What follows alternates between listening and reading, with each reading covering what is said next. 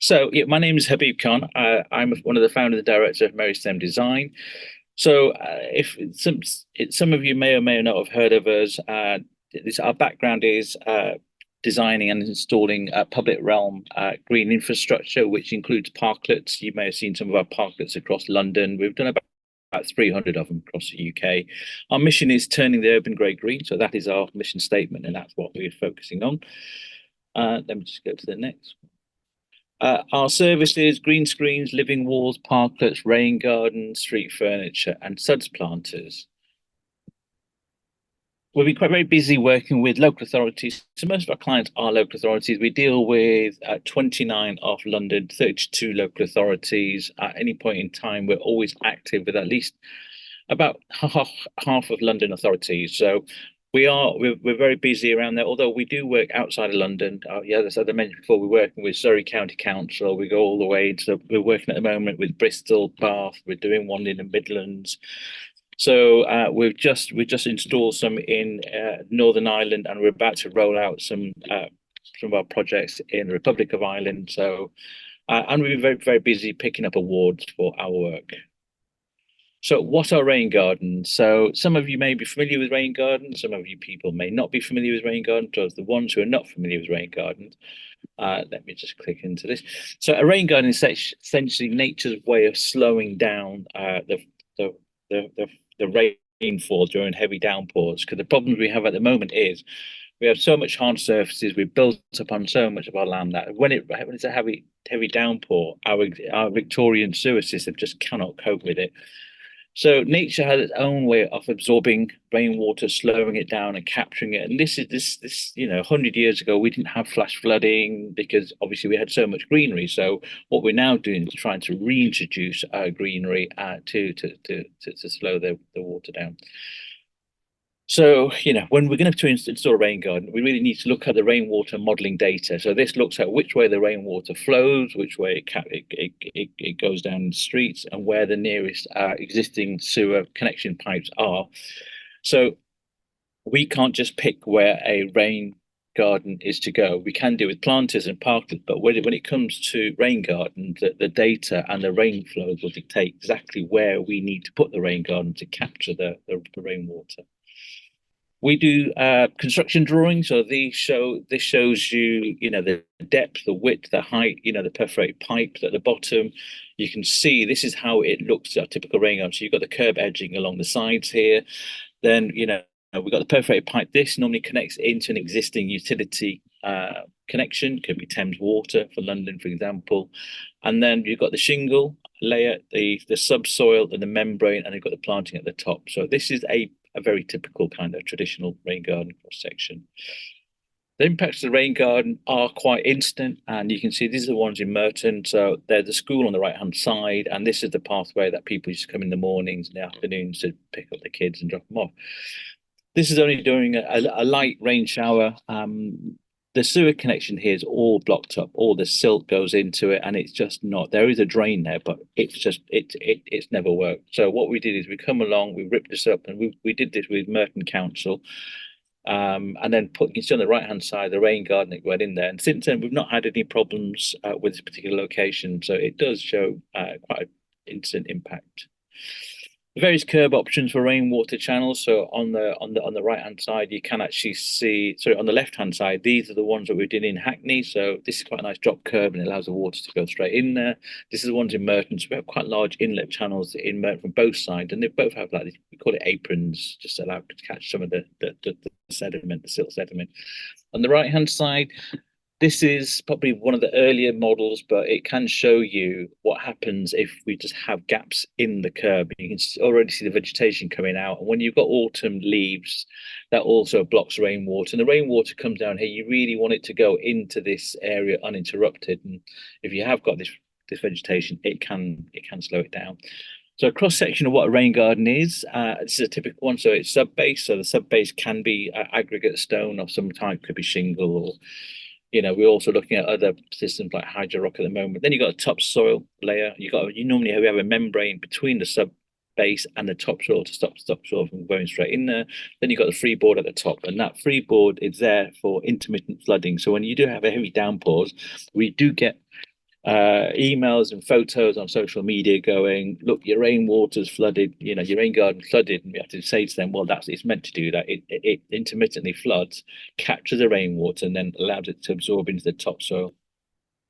So we engineer our topsoil. So it normally is 50% sand, 30% topsoil, 20% compost. That's a really nice mixture. That really kind of has a nice absorption factor into the sub-base layer below. So we do community rain gardens as well. So we've got about 30 community rain gardens. So we did this with Walton Forest. So they come out during at the outset. They got involved with the planting of the schemes. We work with Walton Forest Borough Council, and also there's another contractor, local architect called What If Projects, and Coppermill Community Group. And it's great because they come out on the day. You can see them doing the planting, help picking up the correct plants for that go with a planting plan that was drawn up for it. We close the roads off, and they made a bit of a car-free social day out of it, and it's very popular. And they basically, after 12 months, the community now look after it. So for the first 12 months, we do the watering, the weeding, the feeding. After 12 months, we handed it back to the community. And that was about 2 years ago, and you can see this was taken not that long ago, and they still look fantastic.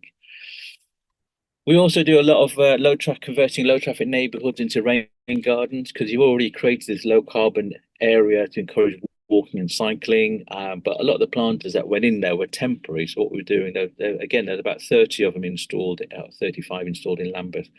And where there was previously, you can see where the signs were. They were previously planters with this no car entry, and the areas around there now be converted into rain gardens. So it's quite a nice way of kind of going to the next step. Rain gardens are perfect along cycle lanes. You don't have to have a particularly wide rain garden. I mean, this is about a metre wide, so 1.2 metres wide. And it's great because it can capture the rainwater from both the pavement and from the roadside.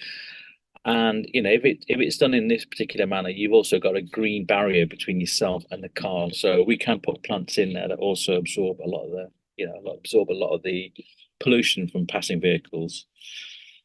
Flooding across housing estates. So we do work with quite a lot of local authorities, like so the council, for example, here. And what it's doing is capturing the rainwater from the local authority housing stock.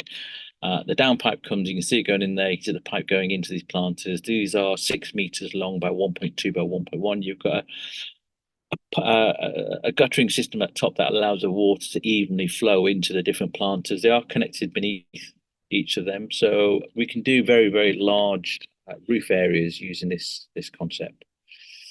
So when you do undergrounds, what happens when underground services prevent you installing a rain garden? Because the rain garden is normally about 1 meter, 1.2 meters deep. But if you go into most pavements in and around your town centres, you will hit services before you get anywhere near that depth.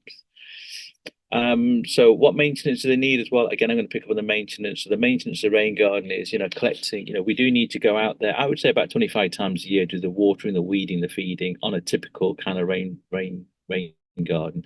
In the second year, it really does drop down. So you really don't need anywhere near as much watering and weeding. Probably need about 6 monthly visits in the second year, and in the third year, probably down to about 3 or 4 times a year, because the roots get established, the trees get established. But for the first year, you definitely need to have some kind of a maintenance, which is what we do. This is the system using a hydro rock. So this has got a hydro rock system. I'll explain how that works in a minute, but that allows you to store water, and that then percolates the water up into the plants. We do have planting schemes for rain gardens. So this is the one for the shade. So when you're putting a rain garden in, these are the kind of plants we put for the shady areas.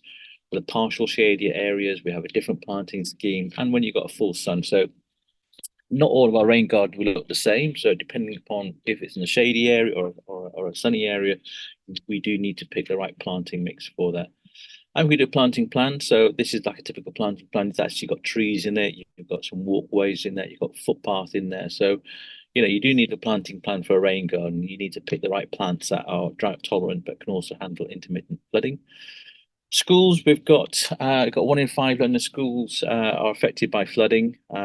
It is a big area, so we are working on doing a lot of rain garden outside schools. So this is what some of the ones in our local authority projects. So they what we do again, we outside of schools, we also have a problem because you have parents that just ignore the double yellow lines and the zigzags, and they just park outside and they wait for the kids to be dropped off or picked up. And that causes huge problems for pollution and idling outside the schools. So a bit of a double whammy is to why not put a rain garden outside of the schools where this would be ideal, perfect spot for parents to sit in their cars idling away, waiting for the kids. So what we've done is we've put the rain garden outside of the schools. And again, the schools love it because they can get involved in the actual planting of the rain gardens. And you can create a bit of a what you need to do is just create a bit of a educational program around the planting. So, what edible plants, what are not edible plants, how you need to look at them and what, a lot of the trees as well. The school children can get involved in selecting the plant species and the tree species. And a lot of them tend to go for edibles, and a lot of the herbs get used in the kitchen as well. This is one of our bigger ones, which is St. Mary's Primary School, 200 square meter rain garden outside the school. So it's, we're very pleased with that one. We go back there and it's great because the kids really do enjoy seeing the rain garden, and a lot of the plants they were involved in picking the plant species, so they can actually see how well their plants are doing. We also we always install plants that attract pollinators, so it's quite a nice one here to look at the encouraging biodiversity by the rain gardens. And as I said, we also provide connecting children with nature workshops, so that's quite a nice way of kind of using this as an excuse to roll those out. We do a lot of rain gardens in playgrounds.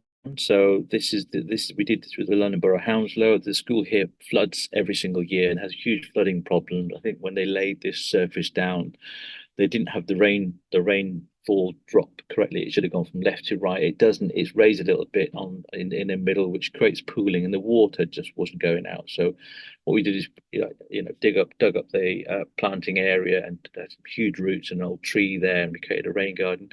And since then, we've not had any flooding.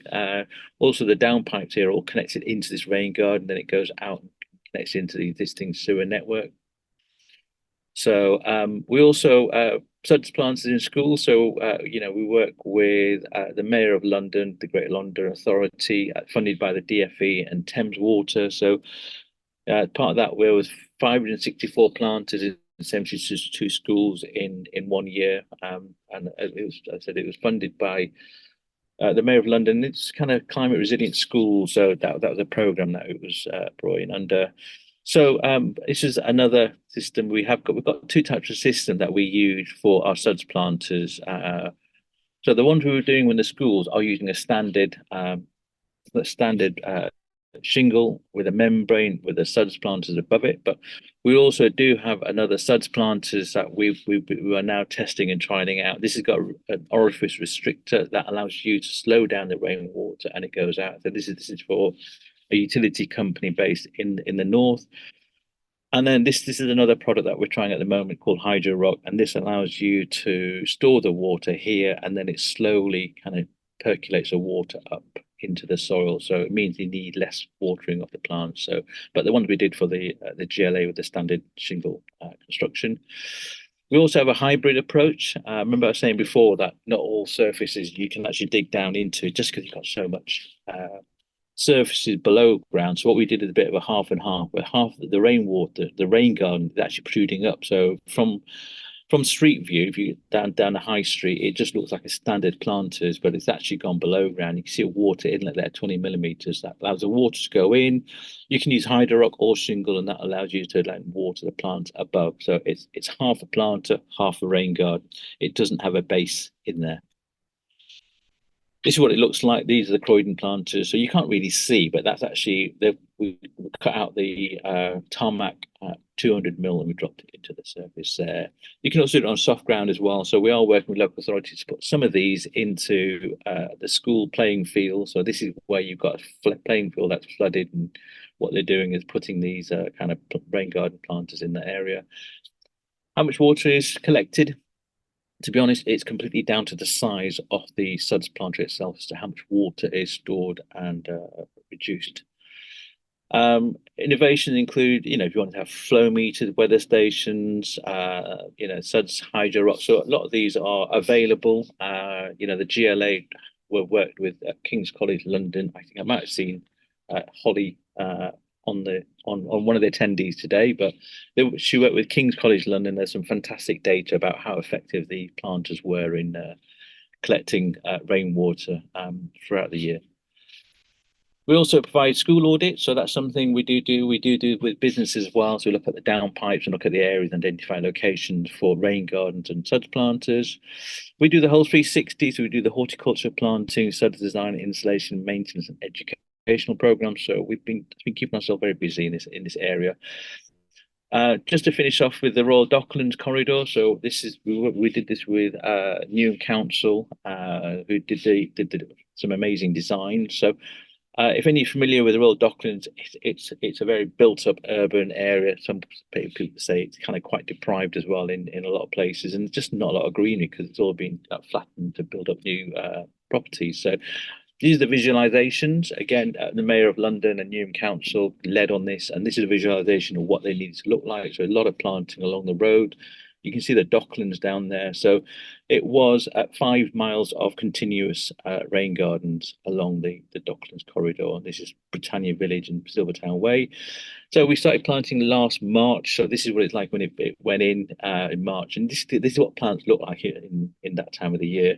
But you can see how the Docklands on the left-hand side, you can see they created a bit of a swell system. So this is before we did all the mulch, but it does show you to stop the water from just flowing straight down from top to the bottom, create little breaks, kind of intermittently spaced in different areas, and it just slows the water down. So especially if you've got a long stretch and you've got a bit of a drop, you do need to create this kind of breaks in between the rain gardens. So you can see it collects the water from the footpath and from the road, and you can see the overflow drains here. They've got a really nice system of collecting silt. So this is silt straight from the road, collects it into the silt trap before it goes into the soil. This is what it looks like today. So often when we do the planting, people go, "Oh, it doesn't look very good, is it?" I said, "No, you just have to wait. You just have to wait till the seasons come in." And yeah, this is what it looks like. This is the same stretch. There's hardly any square inch of area that's not full of plants. So we were very pleased with that. We've also been busy picking up awards. So this is this is one for us. Suds planter work with the Mayor of London. It was submitted to the Flood and Coast Award by Holly and her team, and we were delighted that we played a part in that. We also picked up the Sustrains Community Awards with the Waltham Forest Council. So yeah, I mean, from Syria, drainage systems that are environmentally beneficial is causing long-term damage to the intimates. So that's what Syria say. We need to be a bit careful about putting plastic crating in the ground. We don't encourage putting plastic crating in the ground. They're everywhere. Lots of companies do it, but you kind of think, are we storing ourselves for the future? So just be a bit wary. We do have attenuation systems that use natural materials and not plastic, so just something to be aware of. Yeah, these are the type of systems we're using. We're doing this with Surrey Council as well, using hydro rock, which is basically used from crushed rock systems. We also put them in trees. So yeah, we need to consider whether we need plastic-based solutions. But I think that's the end of my presentation. Thank you very much. Okay, I'll pass it back to you, Bex.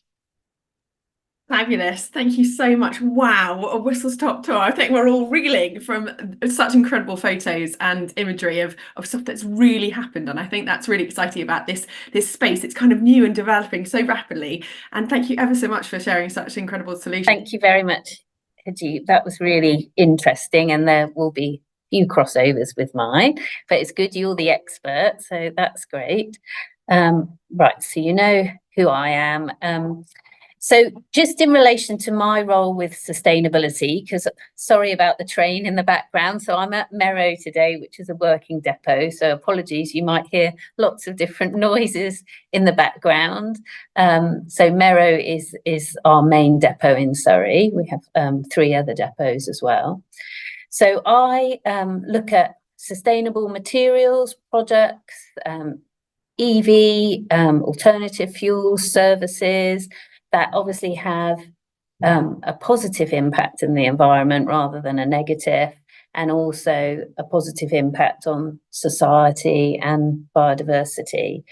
So I look at reducing the virgin materials we use on the contracts and how we can reuse or recycle more, and then improvements on reducing our waste and waste management, and reliance on mains water, and also how can we best reduce greenhouse gas emissions. And I do training, education, and sort of engagement. This is a picture from last August, a bit different to our weather at the moment. So we do wellbeing walks that the social value manager and I take out. So this was on a nice day last summer. So one of the things I do with my job is organise visits to different places to show the vision of what we can do, because I think sometimes it's difficult when you're talking about ideas for people to visualise it. So I think actually going somewhere can really help. So one of the visits I organised was to the World Wildlife Fund HQ building in Woking, which is one of the greenest buildings in the UK. You can go and do a tour there. It is well worth it. So they use all recycled materials in their building. They don't have artificial aircon and heating. It's all done naturally. And they have a grey water system, a rainwater system. They've obviously done lots of planting in their garden and water management. So it's a really fantastic place to visit. So I wanted to show Surrey County Council the vision for what they could do with their depots, because a lot of the depots are due to be upgraded in the next sort of decade. So this was to show all the things that have worked really well for the Wild Wildlife Fund and the potential for implementation at the depots in Surrey. So yeah, that was a great visit, and I love this picture of us all on the tiger and one view of the gardens. So another thing I look at is obviously not just how we resurface the roads and rebuild things, but also what we're putting on top of the roads. So obviously fuel spills are a problem on the roads and very toxic, and if they're not cleaned up quick enough, the whole road then has to be resurfaced. So Fuel Spill Digester, that is the name of the company, as well as their product. They have a product that originally was found, it's a bacteria that was originally found in the sea off Japan, and they didn't know what to do with it. So, of course, the Americans have painted it and developed it. So it's eco-friendly, it eats hydrocarbons, and it's safe to go down drains. So first of all, it was used like in food manufacturing plants. And then when it first came over to the UK, it was used on like fuel forecourts and garages. And when the company in the UK did a demo to the fire services, they said, you know, this is fantastic and you should speak to National Highways and highways contractors. So we got them to come and do a demo last December in the morning, so nice dark cold morning, and it's less manual intensive because you dilute it with water, you put it on the spill, and then you sort of activate it by brushing it with a hard brush, and then you don't have to clean it up, so it's a lot less work for the operatives, and it will keep eating the hydrocarbons, and it's safe to go down drain, so you're not adding sort of more issues or more pollution. So yeah, this year we will be trying this on our contract, and yeah, it's looking fantastic. Will make a big impact, positive impact. And then also sort of biodiversity sits under me. So I don't know if you've heard of Nature Metrics. They're a company in the research park in Guildford. So they do biodiversity testing. It's nice, easy testing. If you can see, they do send you sort of test kits, so you can do it yourself or anyone, and then you just send it in for testing. So this is a really good way if you want to show your improvements, that you could test an area that you haven't developed yet for biodiversity, and then obviously test it annually, and you'll be able to show good improvements. So I've been to visit Nature Metrics twice, once with my colleague Adnan, who's the innovation manager, and then the second time with Viv and Vicky, who you can see in this picture, who are Surrey ecologists, and then in the middle is Laura, who works at Nature Metrics. So Surrey used Nature Metrics for testing, but they didn't realise all the different things they offer. So we went for a visit to talk about everything they offer, and then also how we could collaborate on projects in Surrey. So that's really exciting. Then another part of what we do sits under us is if there's any animal crossings. So on the left to me, it's there's a toad crossing, which is also big enough for badgers. This was put in at the Drift in East Horsley at the beginning of last year.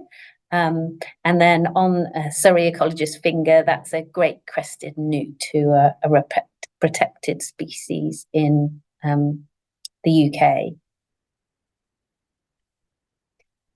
Then also talking about sort of education, training, engagement. Last year I got the Surrey ecologists to come and do 2 workshops for Surrey County Council and my Ringway colleagues, to make sure that when people are planning schemes, they think about breeding seasons, legal requirements, and compliance, and also that they know we've got ecologists in Surrey that they can check things with. So from this year we'll be doing annual biodiversity workshops, and then some other workshops I've done, a net zero and recycling plant and materials, which obviously have an impact on waterways and biodiversity. Then these are 2 pictures from the depot, Mero depot in Surrey from last summer. So we take place in a workplace in bloom competition annually. And obviously we're working on increasing our sustainability, but also attracting biodiversity by what we plant. So thinking about having more perennials and how we can preserve or conserve water better, and have sort of self-watering planters. Then we went to visit Rosamond Community Garden in Guildford, which is, yeah, a fantastic garden, and people can go and volunteer there. And we went to meet them. This was, I did with the community and place manager for Ringway, Carolyn J. So about where we could collaborate, and they kindly said they've got 2 polytunnels, one they use, and the other one they've offered to us if we want to go and do get some seedling goings or different things for our workplace in bloom, we can utilise the polytunnel, and also if we want to use the area for composting. So that was fantastic. And then also what we did is we got them to come to our depot, to Mero, to give us advice about how they think we can improve on sustainability and attracting biodiversity. So yeah, that was a lovely visit. And then this sort of ties into Norbury Park, Surrey Mills, which sits under Surrey County Council. We went with the community garden, my colleague Carolyn Jane, the community place manager, to see how we can utilise, obviously, local organisations more. So they also use a youth support organisation called Skill Mill. So we already use Skill Mill for vegetation clearance, but with the work they're doing with the sawmill, we're looking into whether we can get them to build us some new planters, and then going forwards like bird boxes, bat boxes, insect hotels, if we reuse some tanks for water, rainwater, if we can get them cladded. So that's a really sort of nice tie-in to corporate social responsibility and sustainability as well. And the sawmill also offered some free planks for the community garden to use. So that was a really positive visit, and something we will build on that relationship going forwards. And then, as already been touched on by Habib, I was just going to touch on a sustainable urban drainage system, or SUDS. I won't go over this because obviously Habib has covered a lot of this, but at Mero, so last August, we had a graduate, civil engineer started, Susie Martin, who's doing her first rotation in Surrey with Ringway. So she sits in the structures team, but she does 1 day a week with me because she's really interested in sustainability. So we gave her a project to lead on a SUDS project, a rainwater garden project, because as you can see from this picture last year, there was a problem with water pooling in the car park at Mero, not looking very attractive. And yeah, obviously then when it would freeze, it would become a health and safety risk. So what Susie has worked in is putting some swells in, and then it going across to a rainwater garden. So this will be planted in the coming months. So hopefully, if we do a recap of this meeting again next time I show you, this will have some lovely plants in. And the curbing put around the swale on the left, that's all recycled curbing. And then my sort of future aspirations is getting more SUDS and rainwater garden projects out on the Surrey network. So one started on the network yesterday. So in future, I have more lovely pictures to show you, hopefully like Habib. And then what I'd really like to do is research alternatives to rock salt for gritting, because obviously that has an impact, can have an impact on waterways and biodiversity, as well as alternatives to weed killer. And then, yeah, funnily enough, Ben's on this call with Caroline, my colleague, and I. We're going to work with Ben on some urban greening of Surrey. So looking on how we can improve the air quality and increase biodiversity, especially outside primary schools. And that sort of ties into what Bex mentioned at the beginning about how bad some of the air quality is in Surrey.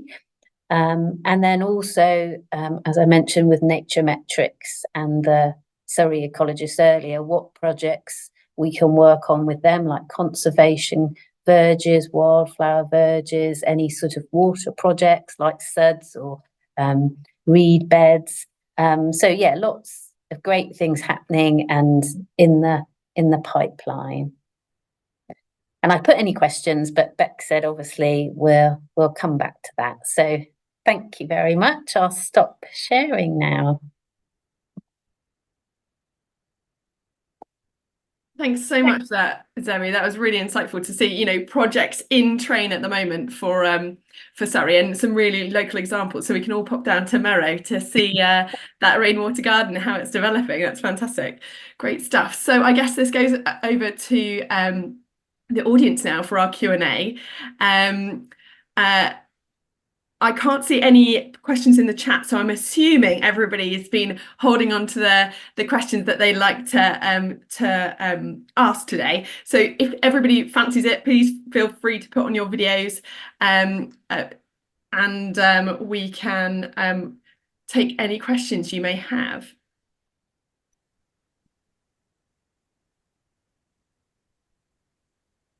We've got a quiet bunch today. They're all busy. I know, it could be the wrong session that I put on the I had a question. I had a question for Zoe. Yes. You were saying you're doing air quality outside schools. Can you tell us a bit more about that project? Yeah, well, is Ben still here or has he gone? Is Ben still here, Bex? Let me see. scroll up and down. He should be still here. Let's see. No, I think he's dropped off. Sorry. He was here. Okay. Yeah, so let me oh, I can't show my screen. So it's looking at making more like corridors within Surrey, and especially running outside primary schools. So can we do hedges that block some of the air pollution coming from the roads, but also plant pollinators to increase biodiversity? So Ben and one of his colleagues, they've sort of highlighted some of the worst areas, like especially outside primary schools, that he wants to focus on first. So he spoke to my colleague and I about would we like to be involved, which we would, and then also what we're going to do is going to get our supply chain to support us as well, because this will obviously be a long-term plan, because we want to do the whole of Surrey, but we'll start with Guildford and obviously the worst areas for air pollution. But it's sort of Ben's baby that we're just supporting him. But yeah, it sounds like a really exciting project that should start this year. We're doing a lot of work. Obviously, we mentioned today about the suds planters and the rain garden at the front, but we've done like over 120, 130 schools for air pollution, which is the instant hedging and the pre-grown green screens along the perimeter fence. And that really does make a huge impact on improving the air quality within the playground. So yeah, well, so I mean, that's what I was thinking, when you were talking. Obviously I need to have stay in touch with you, and there's lots of things you can support us in. So that was good meeting you today. That's a good start to another flourishing collaboration. Right. For me, it was really fascinating to see the maintenance schedule, Habib, for the rainwater gardens, because I think that was going to be my question that I was going to ask you, because often people look at projects and think, right, what are the upfront costs? What's it going to take? What's the capex that I need to have to set it up and get it going and solve this problem? But I think fundamentally, the longer term challenge is always around maintenance. And it was really interesting to hear that actually it needs 25 visits in the first year to make sure it's maintained. It looks beautiful. I mean, my question is like, what about all the litter? And are those as the water goes in, clearly there's a lot of sediment. I think you should call them sediment pans. Forgive me if I've got the terminology wrong. But what do you have to do to keep it looking amazing? You do need horticultural visits, and we do collect litter, because litter does go into it. You do need it. It's just like your garden, any garden. You do need to the feeding, pruning, removing dead leaves. We remulch every single year, but unlike our planters or our parklets that need almost the same amount of maintenance every single year, the rain gardens don't. It really does taper off, because what you need to do is to get the roots established of the plant and the trees, and the more established, the more they can cope with our long dry summers. So it really does taper off from, say, 24 down to 12, down to 6, and then 0 maintenance, just because during 6 months of the year they will be quite well looked after by the rain, because they're located in a place that will naturally collect a lot of rainfall. But it's just in the summer months, maybe they could just do with a bit of help, which is why we are bringing in, we use rock wool, because that then waters the soil and keeps the water there for 28 days, because shingle doesn't do that. Rock wool does, and rock wool is Surrey, our county council are using them on quite a few schemes. So they're one of the bigger users, and we use them as well, because, rather than normally the excess water goes into shingle, that goes into the perforated pipe that then goes out. Whereas what you really want to do is store that water, and for the next 28 days, it can help keep the plants established. So, and I think the other trick is just to make sure that the planting species you're using is correct, because it helps us being landscape gardeners to begin with. But we pick the right plants that, in the winter, it's not full of deciduous plants because it looks dead. Have a nice green selection, evergreens, and you need to look at the ferns. How how sunny or shady that rain garden is. So the ones in the Royal Docklands, half of them were underneath the DLR, so it was quite shady for half the day, if not all the day. Then the rain garden, the opposite side of the DLR, got sun all day long.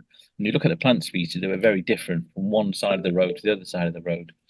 But yeah, it does help doing that. And a lot of the cycle lanes now, we are using, it could be very similar hedging to what you're talking about for the schools, because I've got other slides where we put them along cycle lane, and they're 1.2 meters high, and that what that does then, it collects the suck from the tires and the brakes, and that soup of this particulate matter is what goes into people's lungs, and it's part of the pollution of it. But when you put a leafy barrier, it does stop it, it captures it, it sticks to it. If you were to have like a glass balustrade, the pollution would just hit the glass or the brick wall and go over it. Whereas when it goes through vegetation, the vegetation captures it and sticks it to it. So it does reduce the pollution by about 40%. The studies have shown about 40% from one side to the other. So it's having so many benefits of having a rain garden, plus it's capturing pollution, and it's helping to protect the cyclists as well on the cycle lanes. Yeah. So there's a potential cycle lane in the Birtham area, which is a stretch into Guildford, which is, potentially an opportunity to ensure this kind of work goes in there. I mean, we'll see whether that initiative takes off, but the Surrey University have got a team called GCare, and they've been monitoring sites, and they've got a great case study with Sandfield School of putting green screen up there, so we work quite closely with them, and so it's more where we're at the moment. We've seen the huge benefits, all these things are happening, and we'd love more organisations to do more of this. So Zoe, I'm just going to put you on the spot and say, is there one thing that you'd like people to take away from this talk today? Well, I just, if you've got space in your garden to put a pond in or something like that, or rainwater garden, or if you're in a flat, could you put some window boxes in and grow some herbs and some pollinators? Or if none of those things are doable for you, it's very interesting. The Wildlife Fund have a footprint that you can do on yourself, like an individual personal footprint. It's well worth having a look at that, because it makes you sort of rethink some of the things you do. So I think that's very beneficial too. Right. Fab. So sorry, that was 3 things rather than one. And Habib, for all our businesses that have joined, or maybe some of our collaborating organisations, is there anything you want to say as a final couple of words? Yeah, I mean, whether it's outdoors or indoors, planting is essential. I think when we had the lockdown, I think people who had gardens suddenly realised how valuable it is to have a garden. And even if it's a small terrace garden, get lots of pots. Get lots of pots of different heights to just surround yourself. And the studies of the workplace, it reduces the amount of absenteeism. It improves people's mental health. It makes them more creative. I mean, there are thousands of studies. I can send you links to them, and it's amazing. But these are all research they've done that, it does also have a financial benefit on your bottom line, because you've got good staff and they're retaining and they're happy and they're creative. So whether it's in the office, surround yourself with plants. We do, even the office we've got here, you can't really see it from this room, but we're surrounded by plants, and we do indoor plants. But if you've got some outdoor space, you've got a car park, it's not, why just waste it on cars? Surely you can find some part of that car park and have it like an outdoor seating with lots of plants and the seating. Grab a cup of coffee, go out with your colleague, and just sitting around, trees and plants and pots, and you just feel, you just kind of, it really does make you much more creative. So I think, one thing to take away for businesses is, even if you don't do huge amount of interventions, having some plants is a very cost-effective, cheap way of improving the health and well-being of your staff. Fabulous. Great. Now, we haven't had any questions from the floor. Apologies if you've wanted to ask a question but have not been able to, probably because of some technical box that I have not ticked to prevent you from doing so. If anybody does have any questions, we can follow up via email afterwards. And I know Zoe and Habib are very happy to answer any questions you have. Habib, I'd love the links to those pieces of research. And what I will do is send around afterwards a quick summary to everybody who's registered. So again, if you haven't registered and you were sent the link by a friend or colleague, let me know your email address. I've put mine in the chat so that you can request the additional info as well as the recording from today. I'm going to let you go 5 minutes early because I know everybody will be very busy. I just wanted to let you know of our next event is the 14th of March. It's a fireside chat which is going to be hosted in person at the University of Surrey by Hannah Kirkland, and that will be looking at the construction industry. We'll have 3 experts who are operating in the construction industry, and they will be giving their insights into what they're doing to drive net zero forward and the wider sustainability space. So do join us in person if you can do. Kickoff is at 9:30, but the recording starts at 10 o'clock. And if you can't join us in person, it will also be streamed online as well. So join us in person or online for that event on the 14th of March. The last one was fantastic, so looking forward to that. Finally, thank you so much, Habib and Zoe, for a wonderful talk from you both today. Really incredible insights, and hopefully we will go forward with positivity of what we can do. Excellent. Yeah, that's great. Thank you Thank you very much for your organising. time. Nice to meet everyone. Zoe. Bye. Take care. Cheers. Bye. Bye.